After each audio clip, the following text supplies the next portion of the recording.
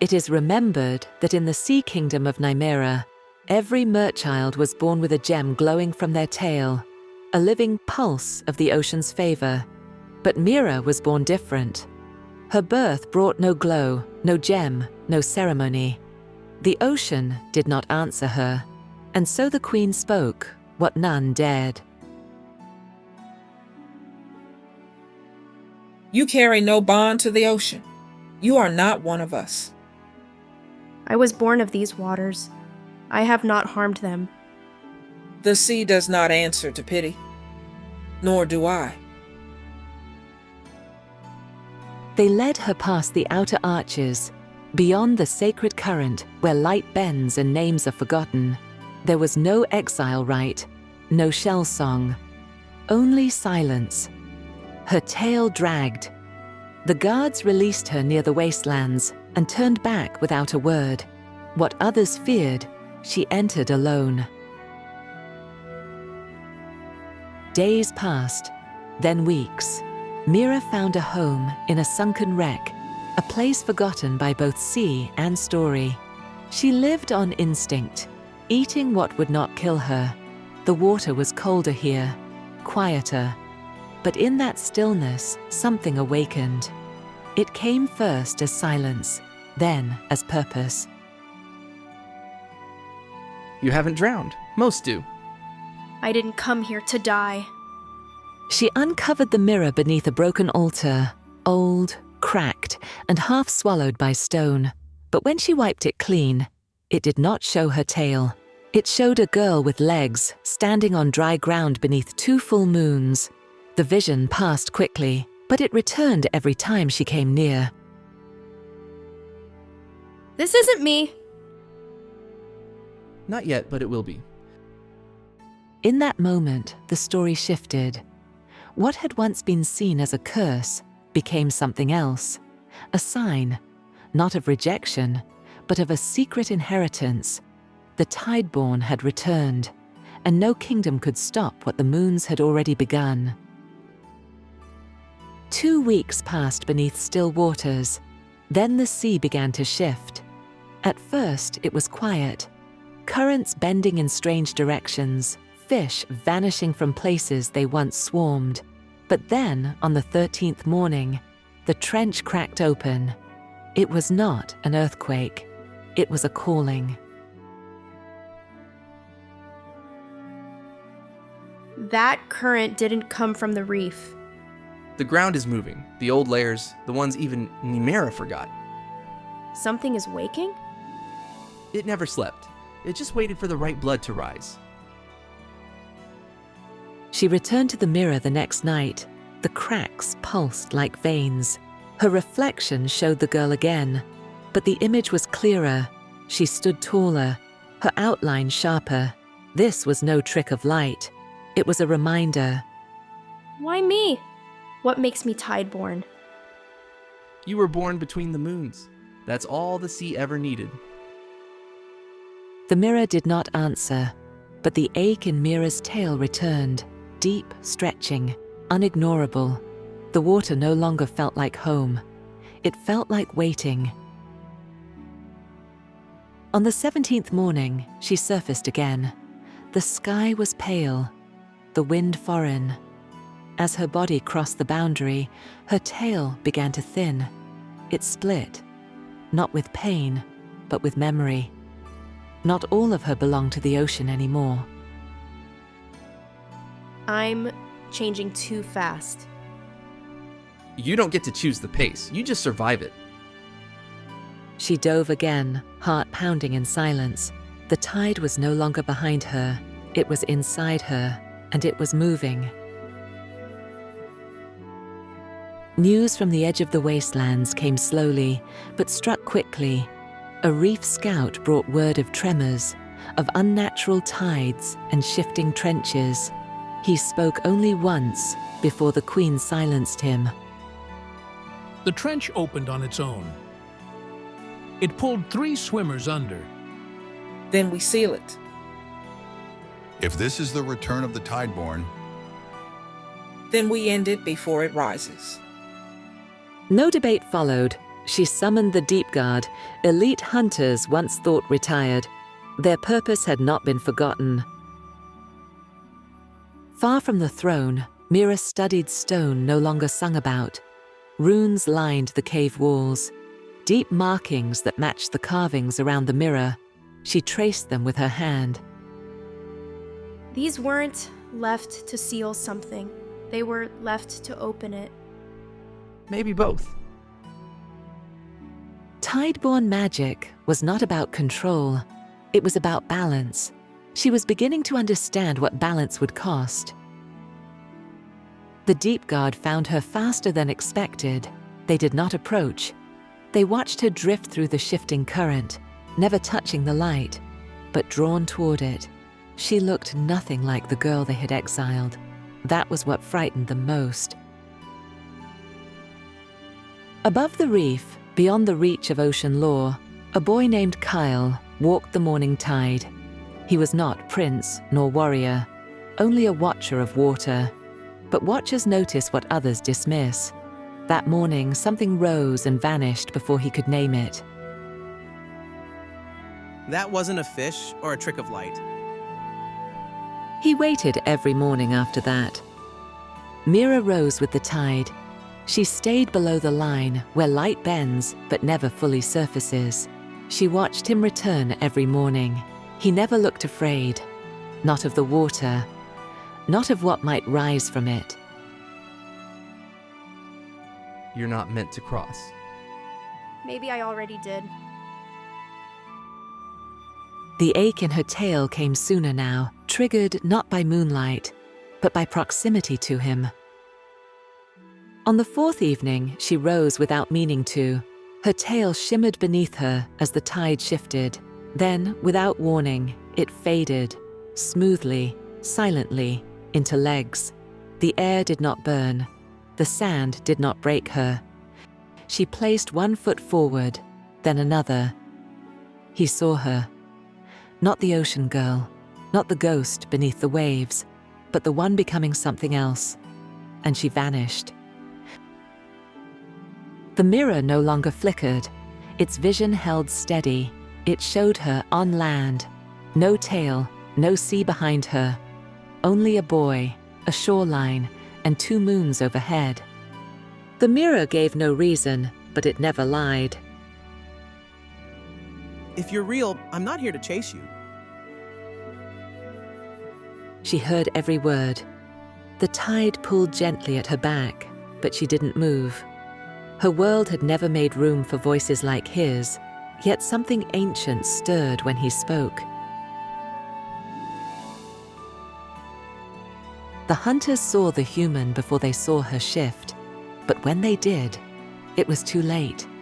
Her tail had faded. Her stance was upright. She had crossed. It was the 7th dawn since she first touched land. This time she did not hesitate. Her legs held. Her breathing slowed. Kyle was already there, standing barefoot near the tide line. They did not run from each other. That alone made it different. You're not what I expected. Neither are you. They spoke for the first time, not in riddles or warnings, but with plain words. It didn't make the moment easier, only real. You've made your choice clear. They'll come soon. I didn't choose him. I chose the truth. Same thing. The current shifted again that night. The trench near the wastelands was no longer dormant. It pulsed with heat, with hunger. The ocean was no longer still. The queen listened without reaction as her scouts described a girl with legs and a fisherman by her side. She did not argue. She did not raise her voice.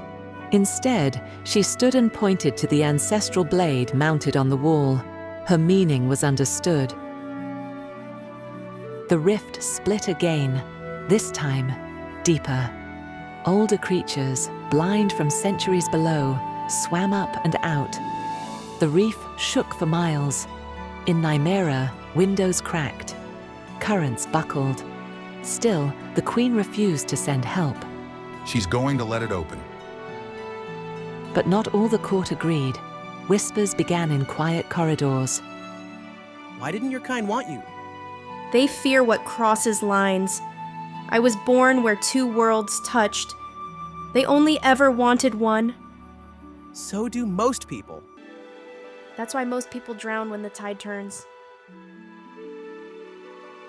Their conversation didn't fix the rift, but it steadied her. She had remained hidden too long. A scout saw her just before moonrise, walking upright, arms free, the sea brushing her heels. The report was swift. The Queen now had proof. Mira was no longer just a threat. She was a bridge. The mirror had shown her legs and moons. Now it showed nothing. The time for warning had passed. The sea was no longer asking, it was demanding. I thought this would tell me what to do. It already did. I'm not ready. Then neither is the ocean. The land trembled without storm. The waves rolled backward, revealing reef bones that hadn't seen air in centuries. Kyle didn't ask if it was her. He knew. If this is what love costs, I'll still pay it. They had found her. But no blade was drawn, no signal given. The hunters stared from the rock ledge, watching a girl born of sea and sky rest beneath a dying current. They didn't understand her, and that's what made her dangerous. Mira's name returned to Nimera, not in praise, but in rumor. She had not crossed the border, yet her presence unsettled the court. Elders clung to silence. The young whispered questions the old refused to answer. What if the ocean had chosen her after all? She walks, breathes, commands the rift without fear. Then why did we cast her out? Because we were told to. They said I was born without a gem. Is that bad? To them, yes. To me now? It meant I didn't belong where I was never meant to stay. Then maybe it was a blessing dressed as cruelty. He didn't say much after that, but he stayed. That was enough. The Queen did not stay quiet long. Her order came sealed in coral wax. Passed through every reef gate. Mira was not to be welcomed, not watched, not pitied.